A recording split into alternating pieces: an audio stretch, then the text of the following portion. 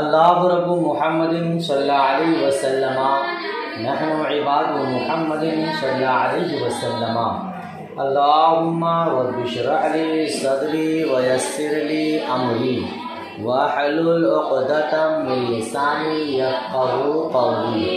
अल्लाहुम्मा रब्बि यस्सिर व ला तुअस्सिर व तम्मिम बिल खैर। अल्लाहुम्मा इफ़्तह अलैना हिकमतक वंशुर अलैना रहमतक या ज़ल जलाली वल इकराम।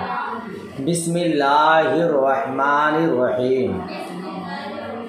वशुरिता सिमाउ कुल्ली वाहिदिन मिनहुमा लफ्ज़ल आखरी व हुज़ूरु हुर्रैनि औ हुर्रिन व हुर्रतैनि खिलाफ़न लिशाफ़िई रहमतुल्लाह अलैह इज़ इंदहु ला यसिहु इल्ला बिशहादतिर रिजाल। कल का सबक आपने याद कर लिया माशाअल्लाह। आज का सबक भी बगौर समाअत कीजिए और याद करने की कोशिश कीजिएगा। मैं दुआ गो हूँ अल्लाह करीम आपको अपने हबीब करीम के सदक़े आला तरीन का इल्म नाफ़ी अता फरमाए, और जो भी इस सबक को पैगाम अज़मत रज़ा में पढ़ रहे हैं अल्लाह पाक उन्हें भी इल्म नाफ़े अता फरमाए, और आप तमाम के सदक़े मुझ हक़ीर को भी अता फरमाए। आमीन सुम्मा आमीन। तर्जुमा देखिए और इसका मफ़हूम समझने की कोशिश कीजिए। और शर्त है सुनना हर एक को दूसरे का लफ्ज़। इस तरह भी तर्जुमा कर सकते हैं, उन दोनों में से हर एक को दूसरे का लफ्ज़ सुनना शर्त है।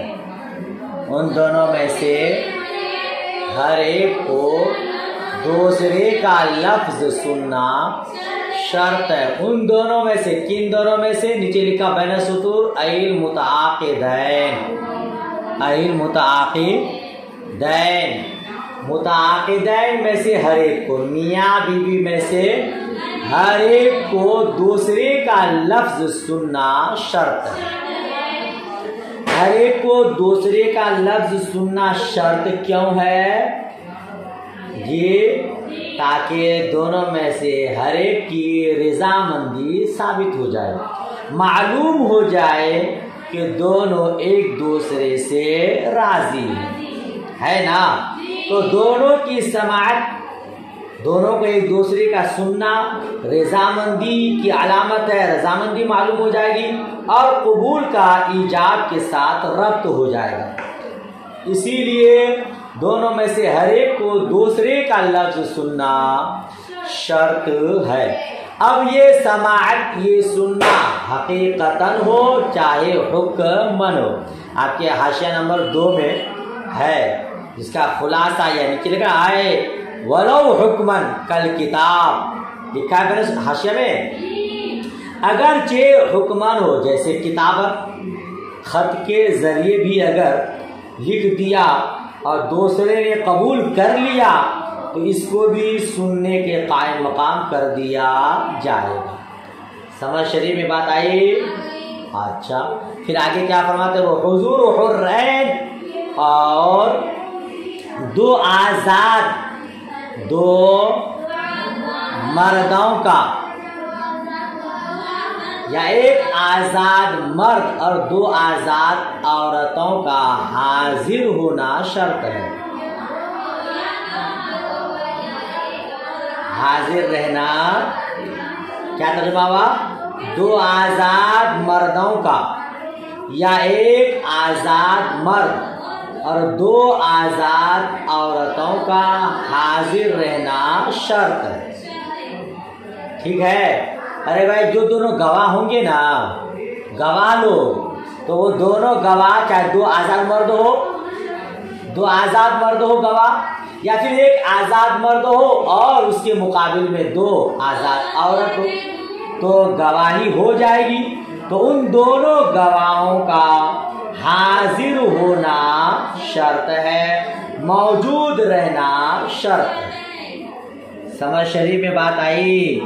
आप जानते ईजाब व कबूल निकाह के अरकान हैं और गवाह निकाह के शराइत में से हैं। दोनों गवाह का होना शर्त है। अब वो दोनों चाहे दो मर्द हो या एक मर्द और दो आजाद औरत हो तो दोनों की गवाही कबूल हो जाएगी। ठीक है ना। औरत का की अक्ल चूंकि निस्फ है और नाकिसुल अक्ल है, लिहाजा एक मर्द के मुकाबले में दो औरत चाहिए। ठीक है ना। दो मर्द गवाह हो या एक मर्द और दो औरत गवाह हो तो उन दोनों की मौजूदगी में निकाह मुनाकिद हो जाएगा। गवाह का होना क्यों जरूरी है? हदीस पाक है जिसको इब्ने हिब्बान ने सही में नकल किया है और तिर्मिज़ी ने मरफूअन रिवायत किया है। हदीस क्या है? ला निकाह इल्ला बि वलिकिन व शाहिदै अदल। क्या हदीस है? ला निकाह, हाशिया नंबर 3 में आप देख सकते हैं, ला निकाह इल्ला बि वलिकिन व शाहिदैन अदल, लेकिन चूंकि इजाफत है इसलिए वह शाहिदै अदल। निकाह नहीं है मगर एक वली से और दो इंसाफवर गवाहों से। दो इंसाफवर, आगे लिखा उसी हाशिया में, अखरजहु इब्नु हिब्बान फी सहीही व अखरजत तिर्मिज़ी मरफूअन, है लिखा हुआ। हाँ, तो क्या माना हुआ? वली और दो आदिल गवाहों के बगैर निकाह मोतबर नहीं है। और तिर्मिज़ी शरीफ में जो मरफूअन रिवायत है उसका मतलब ये, जो औरतें अपना निकाह बिला बज्जिना वो गवाह के कर लेती हैं वो ज़िनाकार हैं। क्या लिखा है तिर्मिज़ी शरीफ में? जो औरतें अपना निकाह बगैर बज्जिना और गवाह, बज्जिना का माना भी गवाही है, कर लेती हैं वो ज़िनाकार हैं। और मुअत्ता इमाम मोहम्मद में है, हज़रत उमर रज़ी अल्लाह ताला अन्हु के पास एक ऐसा मर्द लाया गया जिसके निकाह में सिर्फ एक मर्द और एक औरत गवाह बने थे। ऐसा आदमी लाया गया तो हज़रत उमर ने फरमाया ये मख्फी निकाह है, हम इसे जायज़ करार नहीं देते, हम इसे जायज़ करार। क्या मालूम हुआ इन अहादीस की रोशनी में कि निकाह में गवाहों का होना शर्त है, बगैर गवाह के निकाह नहीं हो। इसीलिए कहा कि दो आजाद मर्द या एक आजाद मर्द और दो आजाद औरत का हाजिर होना शर्त है ताकि वो गवाह बन सके। समझ शरीफ में बात आ गई। खिलाफल लिश्शाफ़ई रहमतुल्लाहि ताला अलैहि इज़ इंदहु ला यसिहु इल्ला बिशहादतिर रिजाल। अच्छा, एक बात और बता दो, हुर्रैन कहा, हुर्रतैन कहा, पहले कहा ना हुजूर हुर्रैन और हुर्रिन व हुर्रतैन। आजाद मर्द का गवाह होना जरूरी है, आजाद औरतों का गवाह होना जरूरी, यानी गुलाम और बांदी निकाह के गवाह नहीं हो सकते। क्यों?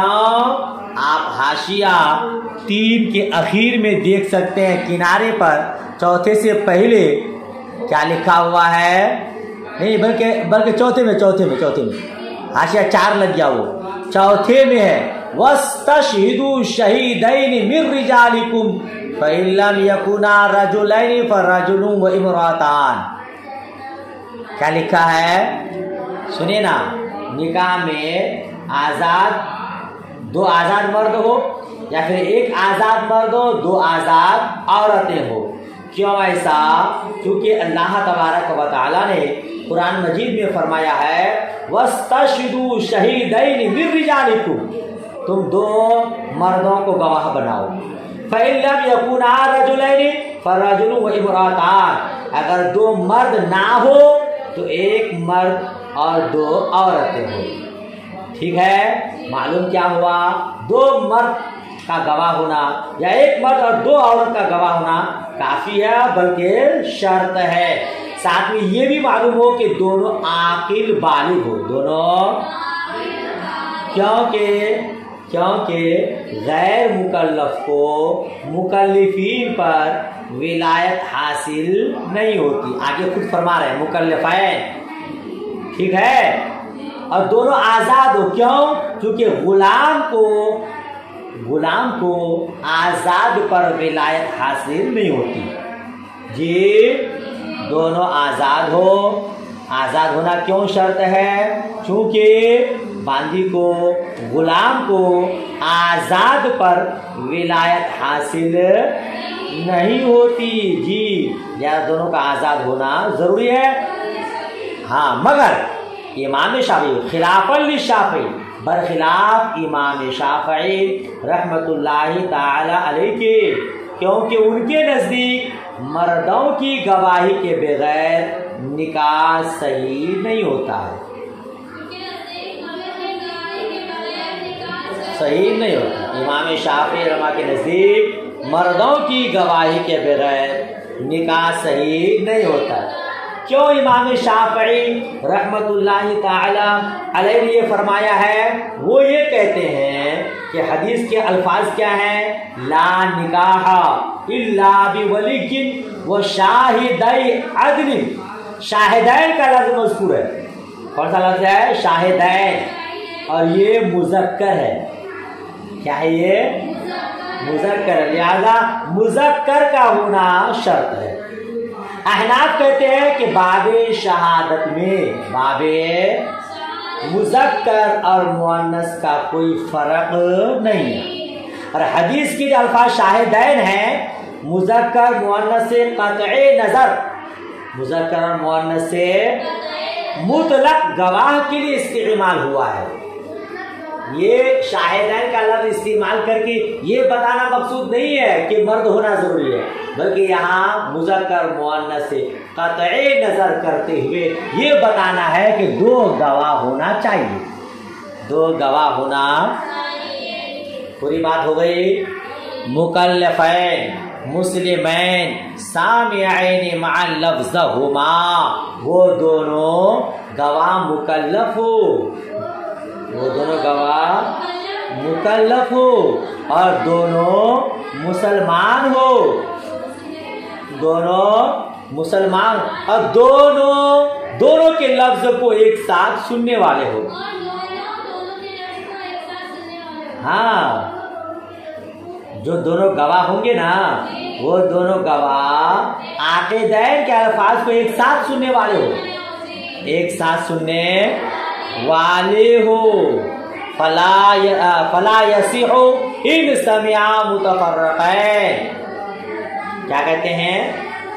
फला यसिहु, तो निकाह सही ना होगा अगर उन दोनों ने अलाहिदा अलाहिदा उनका कलाम सुना। हाँ, तो निकाह सही नहीं होगा अगर उन दोनों का कलाम अलग अलग सुना, अलग अलग सुना। क्या मतलब? दोनों मुकल्लफैन हो, नीचे लिखा बैन सुतूर में, इअ्तिराजुन अनिल मजानिन व सिबियान, पागलों से, मजनू लोगों से और बच्चों से एहतिराज है। यानी कोई पागल निकाह का गवाह नहीं बन सकता। कोई बच्चा जो अभी तक मुकल्लफ नहीं बना है, बालिग नहीं हुआ है, वो भी निकाह में गवाह नहीं बन सकता, क्योंकि गैर मुकल्लफ को मुकल्लफ पर विलायत हासिल नहीं होती। और दोनों मुसलमान हो, मैंने सुतूर ऊपर लिखा इहतिराज अनिल कुफ्फार, इहतिराज है काफिरों से। क्या मतलब? यानी काफिर मुसलमान के निकाह का गवाह नहीं हो सकता। क्यों? क्योंकि काफिरों को मुसलमानों पर विलायत हासिल नहीं है। रब तबारक व तआला ने कुरान मजीद में फरमाया है, वलन यजअलल्लाहु लिल काफिरीना अलल मुमिनीना सबीला। क्या लिखा है? वलन यजअलल्लाहु लिल काफिरीना अलल मुमिनीना सबीला। अल्लाह अज़्ज़ व जल ने काफिरों को मुसलमानों पर हरगिज रास्ता नहीं दिया है। ये क्या कहा? अल्लाह अज़्ज़ व जल ने काफिरों को मुसलमानों पर नहीं दिया है जी। लिहाजा काफिरीन मुसलमान के निकाहों का गवाह नहीं हो सकता, क्योंकि गवाही देनी पड़ेगी ना भाई।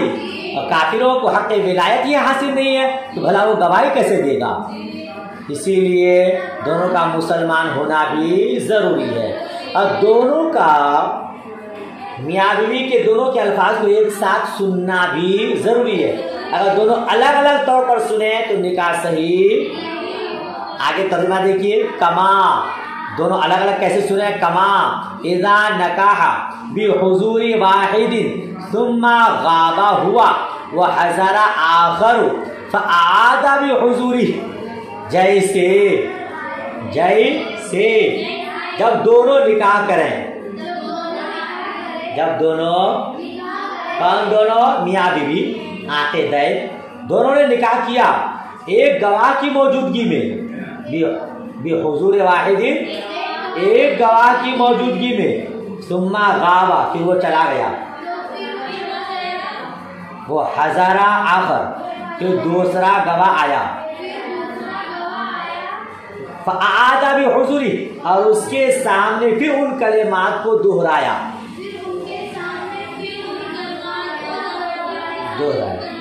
ज़ैद और बकर ये दोनों गवाह हैं, वो दोनों आकिल भी है, बालिग भी है, मुसलमान भी है, आज़ाद भी, सब है।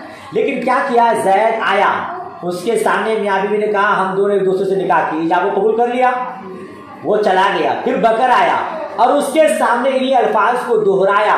तो इस तरह करने से निकाह मुनाकिद नहीं होगा।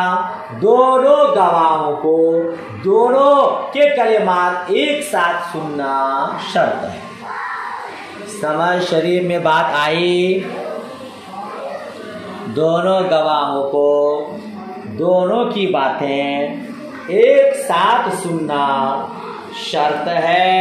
एक सुनकर चला जाए फिर दूसरा आए और वो करे तो उस तरह से निकाह मुनाकिद नहीं होगा। दूसरी बात, जो दोनों गवाह है ना, गवाह, वो दोनों गवाहों को आक़िदैन की बात समझना भी शर्त है। आक़िदैन की बात भी समझना। मान लीजिए मियाँ बीवी ज़ैद हिंदा जो दोनों निकाह कर रहे हैं, वो लोग अरबी में निकाह कर रहे हैं और ये बंदा खुदा अरबी जानता ही नहीं है। वो बंगाली जानता है, वो गुजराती जानता है, वो हिंदी जानता है जी। तो क्या ऐसे के सामने अरबी में निकाह करने से निकाह हो जाएगा? याद रखिएगा, अगर वो जानता ही नहीं अरबी को और वो साथ में ये भी नहीं जानता है कि हाँ इन अल्फाज के जरिए निकाह होता भी है, कुछ भी नहीं जानता है, तो निकाह मुनाकिद नहीं होगा। एक आदमी है वो अरबी को नहीं जानता है लेकिन इतनी बात जानता है कि हाँ इन अल्फाज के जरिए निकाह हो जाता है, इन अल्फाज के जरिए, तब निकाह हो जाएगा।